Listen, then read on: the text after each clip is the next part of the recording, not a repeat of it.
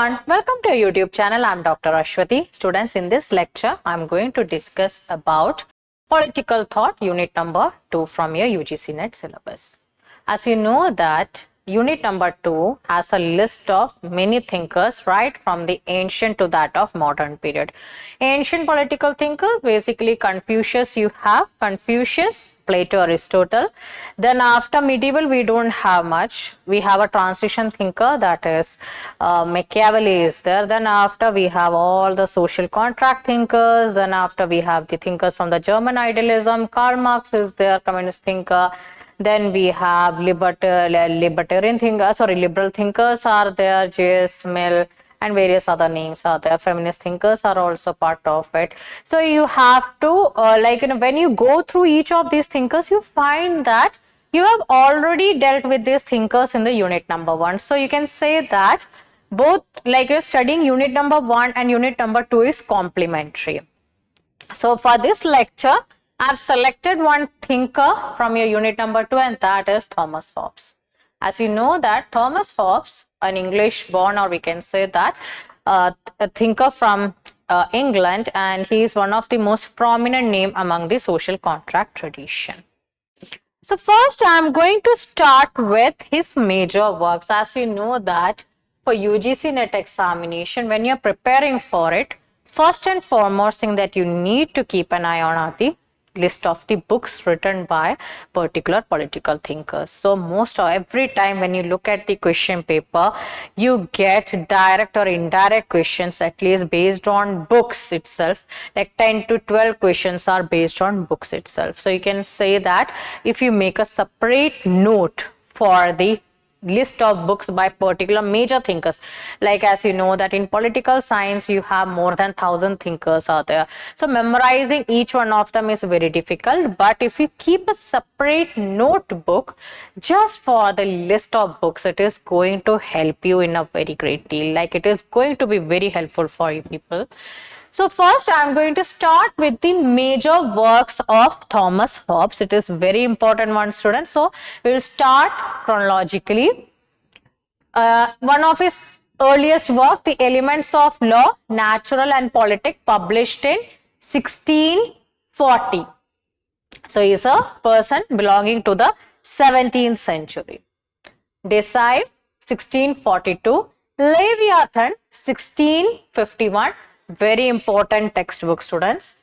De Corpore, 1655. The Questions Concerning Liberty, Necessity and Chance, 1656.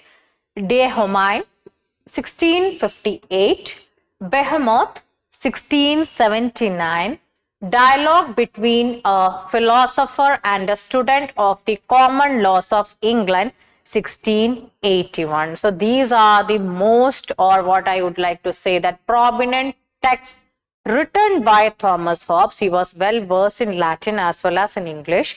As you can see that the books written by him, try to remember them, not just like I'm not asking you to do a kind of a like you have to go through the things and understand his life.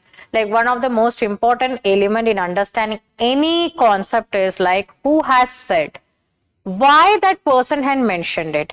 As I have learned while teaching that when you know a thinker's life, their life sketch, it helps in a great deal to understand about the concepts, like they were addressing to what. Like in his work also, he has said that Fear and I were born twins. What was the reason? As you know that Thomas Hobbes was born prematurely because his mother was terrified by the fact that the Spanish Armada was approaching England. So there was a war ongoing, and his mother actually was so terrified that she gave birth to Thomas Hobbes, and that was a premature birth, and it had left a very deep effects on the health of Thomas Hobbes. And every time, like there was the problem, the English Civil War, or various aspects of various events were happening during the time when he wrote these works. So you can understand that his personal life, his the social influences, political influences, all these things actually influenced his works as well. This is the reason why I always emphasize my students to read about political thinkers' life like what they went through, what sort of social setup they lived in. Like when we study about Rousseau, he actually lost his mother at a very early age. His father also left him when he was in a early teenage. Then after, he was like, for some time he was actually like under the guardianship of his uncle. Then after, he ran away to various cities. So you can see that he actually went on a kind of a life of a migrate, he was like on a kind of a migratory trip. So that's the reason why he wrote in his work also about about the travels. He has mentioned about the treatise on education. He wrote treatise on education basically when he was actually on a kind of while living in a countryside. So you can understand that these are the influences like from their personal life that they have incorporated in their works as well. So students, you have to memorize each of these texts of Thomas Hobbes. Moving to our next slide. So I have already mentioned that Thomas Hobbes actually lived through the time of the English Civil War of the 17th century, formed the backdrop to the writings of Thomas Hobbes, as he was highly and deeply influenced by the political happenings. And this was the time when the parliamentarians and the monarchy were having problems in England. And he is a famous social contract theorist, and this is also the period of possessive individualism. The term or the concept possessive individualism was coined by C.B. Macpherson, and this idea like of possessive individual belongs to that of social contract tradition, where the individual earlier, as you know, that in the European system itself, there was a like absolute monarchies were there, where people did not have rights. People were not like, their life was defined by duties and obligations. There was no concept of rights in those days. The rights, yes, it did exist only for the privileged class. Let's say that only for the noble people belonging to the aristocratic families or the nobles, they had access to the rights, but the commoners, they did not have rights. But the idea of possessive individualism was about the atomistic individual, the me, the idea of me, I, basically the idea of I emerged here. It means that so many individuals, when they come together, they form the government. It criticized the divine right theories and the absolute monarchies. It criticized the papacy. It criticized the role of the religious institutions as well. Here, we can say that this was one of the stepping stones to the creation of the secular modern institutions as well.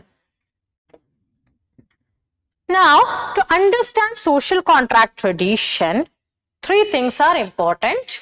First is the human nature.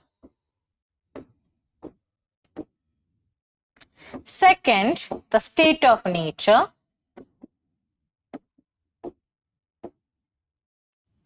And third is the social contract. Now here, first starts with the human nature. Thomas Hobbes, in his Leviathan, he has depicted human beings as very selfish, chaotic, and they are only after the search for, or they are always in a kind of a struggle for power, and it only ceaseth when someone dies, or when a person dies, that their struggle for power actually died that time only. So human beings are always in a perpetual struggle for power, that he has mentioned in Leviathan. He has also mentioned about one more point, that human desires are insatiable. It means that fulfillment of one desire actually leads to new desires. So human beings keep on that search for power, search for desires are always, or the search for the methods to fulfill their desires are always there. So it leads to a chaotic situation and anarchic situation. So the way he has picturized the state of nature is also interesting. He has said that the individual in the state of nature is defined as solitary, poor, nasty, brutish, and short. These are the classic the what we call it the adjectives that he has spoken about the human beings in a state of nature. And the way he has picturized the state of nature is like it is a kind of a situation, anarchic situation, where there is no spare room for industry, there is no work, people are unemployed, uncertainty, every time people are in a kind of a chaos. As you know that he lived through the time of the English Civil War, so you can see that he is actually somewhere referring to that uncertainties as well. Political disorders were there, economic disorders were, the economic crisis was rampant, no culture of the earth, people were in a relentless struggle for power, struggle for the methods to fulfill their desires, danger of violent death. Every time there was a tension of violence, because according to him, human beings are actually all people. Every other human has a reason. Like the rationality is there. They all have the faculties in their physical strength, in that of their moral strength, or what we say, the rational strength as well. So if you have the rationality, then always you will be thinking about yourself. Okay, greater good of mine. Like I will be thinking only about myself. That is the possessive individualism that we have been referring to. Now moving to our next slide. So according to Andrew Heywood, who is a very important political thinker, he has said that the social contract is a hypothetical agreement among individuals through which they form a state in order to escape from the disorder. So here, what happens is that according to Thomas Hobbes, he creates a Leviathan, or the government.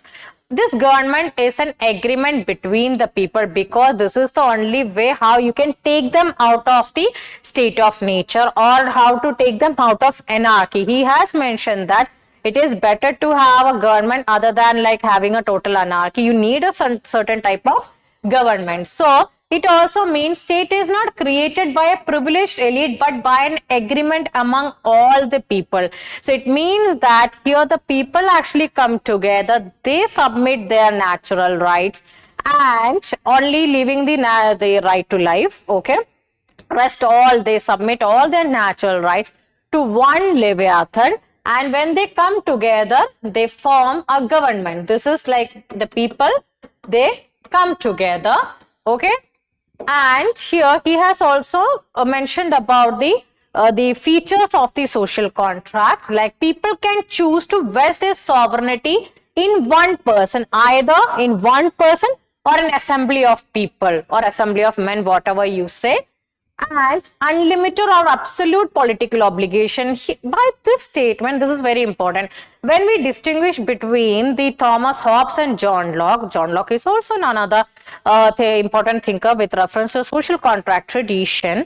And here, like John Locke spoke about the limited political obligation, but Thomas Hobbes spoke about the unlimited political obligation. It means that once you have formed this government, the people have actually submitted their natural rights, and here, like, you can, once the government is established, you cannot remove this government. This is absolute. It means that he spoke about unlimited or absolute political obligation. As you have submitted your natural rights to one Leviathan, Leviathan is not part of the contract but comes out of as a result of the contract. So Leviathan, here I am putting a kind of a triangle here. So this is the Leviathan, he who, like, you submit all your powers to either to one person or to an assembly of men to govern you, to have some sort of government. And here the last point is the right to life, the only right allowed to be retained from the state of nature. It means that yes, you can protect yourself. That is one of the most important thing. So why you have created the social contract? In order to have a government, to escape from anarchy, to escape from disorder. So this was the only method or only way Thomas Hobbes has actually found as a solution to the political disorders of his time period. So that's all in this class, students. See you in another lecture. Bye.